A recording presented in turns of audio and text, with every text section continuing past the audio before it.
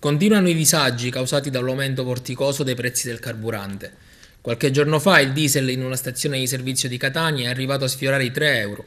Una situazione che aveva costretto nei giorni scorsi le aziende del settore degli autotrasporti a indire uno sciopero nazionale a partire da ieri. La notizia aveva causato una corsa all'acquisto di pasta, zucchero, farina e olio e lunghe file di fronte alle pompe di benzina. La protesta è stata però stroncata sul nascere dalla Commissione di garanzia per lo sciopero. Alessandro Bellavista, commissario delegato della Commissione, ha diffuso una nota in cui parla di mancato rispetto del termine di preavviso di 25 giorni.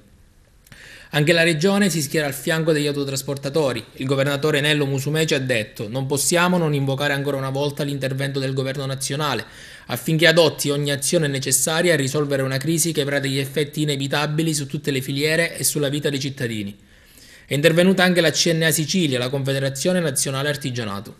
La proposta della CNA, visto il momento drammatico che si sta vivendo con il caro carburante, un'emergenza che sta investendo le famiglie e le imprese, abbiamo pensato con la nostra struttura, CNA Sicilia in testa, con i vertici, di fare questa richiesta alla Regione affinché faccia pressing nei confronti dello Stato per ottenere una parte delle accise per i prodotti petroliferi che vengono raffinati in Sicilia. Oltre il 50% viene raffinato nella nostra terra, quindi questa sarebbe una boccata d'ossigeno importante, una importante fonte di approvvigionamento che potrebbe portare nelle casse della regione siciliana circa 9 milioni di euro l'anno. Una parte di queste risorse destinate proprio ad contenere il prezzo dei carburanti, sia della benzina che del diesel. In questi giorni ormai sotto gli occhi di tutti l'emergenza, l'impennata dei prezzi che sta mettendo in seria e grave difficoltà gli automobilisti, i camionisti, ma tutte le imprese, perché a queste poi si aggiunge il caro gas, il caro per quanto riguarda anche le bollette elettriche. Insomma, una situazione davvero insostenibile. Noi speriamo che la Regione possa davvero imprimere un'accelerazione, perché lo scorso anno è stato avviato questo tavolo di trattative tra la Regione e lo Stato, appunto per definire i contenuti e le modalità per arrivare a questo obiettivo, e che adesso, alla luce anche di questa emergenza, si possa accelerare, si possa trovare subito un punto d'incontro in modo che la Regione siciliana possa ricevere queste somme, quindi destinarle proprio a contenere, a ridurre il prezzo del carburante.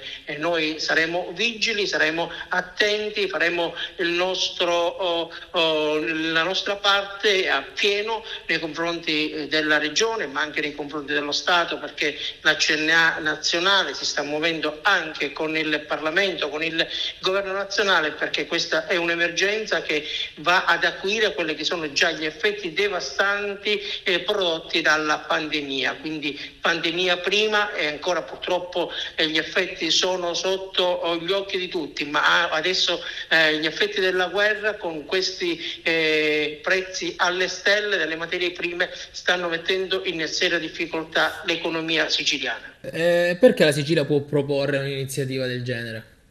Perché la Sicilia ha statuto speciale, perché la Sicilia qualche annetto fa ha modificato l'articolo 36 dello statuto, perché qui, come abbiamo detto, c'è la produzione di oltre il 50% della produzione petrolifera. Insomma, abbiamo tutte le carte in regola.